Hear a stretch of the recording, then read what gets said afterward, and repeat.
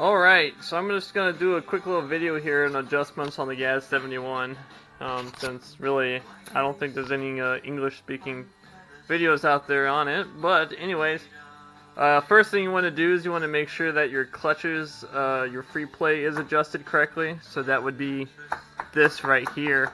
And now this is pretty critical, because what will happen is once these clutch discs start slipping, they're going to generate heat, and since it's steel, it's going to expand with the heat.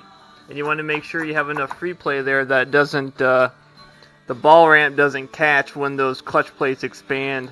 And then what will happen is that clutch will start slipping on you, because it's always going to be pushing those coil springs out. So really what the manual calls out is 8 to 12 millimeter, which is basically 5/16, so almost half of an inch of free play. And all you got to do is just get your just a rule and just measure how much play there is. It's basic, pretty basic. If it's not with an adjustment, unfortunately you have to pull this whole disc or band brake, drum, and clutch basket off. And there's actually shims on the interior clutch basket that spaces this pressure plate back and forth in relation to your ball ramp and your throwout arm. So it's kind of involved to fix that issue. But if that's okay, which in my case is good, moving on to the brakes. What I found, I have the right hand side adjusted. What you'll find actually too, I mean, is crude Russian technology. The outside gap and the inside gap, it's going to be a little bit different. I always go on the inboard side just because it's usually tighter. But what the manual tells you is that these need to be about 1 mil on this section here, and about 3 to 4 mil right there. So you're looking at like 10 thou of clearance here, 16th to an 1/8 here, top and bottom. And that will mean that your band brakes are adjusted to float to where you need it to. So what I found during the adjustment procedure is to just loosen everything up. You have a stop bolt here, and then you have a kind of a tension rod here. Kind of loosen that stuff up, and then loosen your back brackets off too. And then when you're adjusting this guy, just pivot it so that the band brakes are pretty much equal. And then you just lock it down. It just cinches on this tube. So what these guys do, there's these little square blocks that are in these little receivers. I don't know if you can see that. Let me grab a flashlight.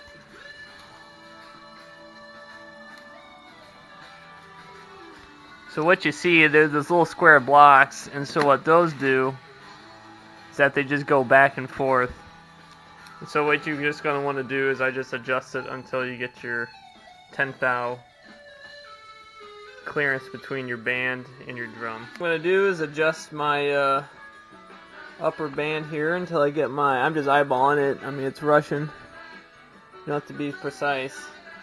But that looks about 10 thou on the clearance gap there. And just kind of freewheel her, see how she turns. She turns pretty good. Get the rears all adjusted to a nice comfortable fit. What I'm going to do now is I go to my front upper bolt here, and I pretty much push this down until I get my my gap that I want, which I pretty much got about a 16th right there, so I'm going to call that good. Then what we're going to do is we're going to adjust this lower tag link down here, so this little threaded coil spring deal, and then that will pretty much suck up any remaining slop that we have on the lower side here. I think I got my band brakes adjusted now. She freewheels pretty nicely, and she's floating pretty good. I kind of got a modified piece of tube steel here. They're all kind of just fit in between, just for testing purposes. But yeah, we'll take a look and see how she goes.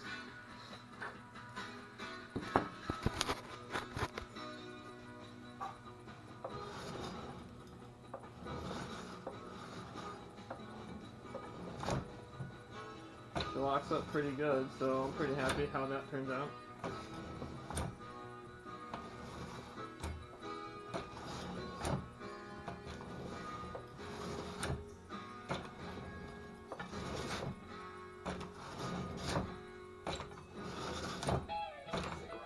I think we're gonna call that good. I got the clutch disengaged. We're just gonna do a quick brake check here, make sure everything's functioning properly. So if everything's working good, essentially this little guy right here will spin around, this little nut and washer, but this drive gear should not be moving once we apply the brake. So essentially what will happen is this guy is the driven portion where this cross shaft is mounted, but this guy right here is actually, I think it's welded onto the brake drum or something like that. Maybe riveted, I don't know.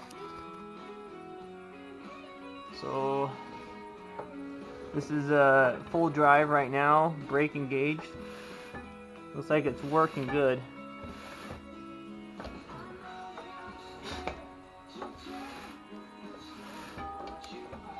And as you can tell, once this thing's up to speed, it will be kind of noisy. But the as the seller said, it's Russian technology, so.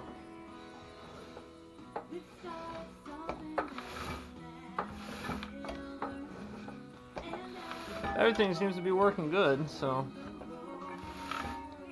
I'm gonna have to grease up that roller bearing there.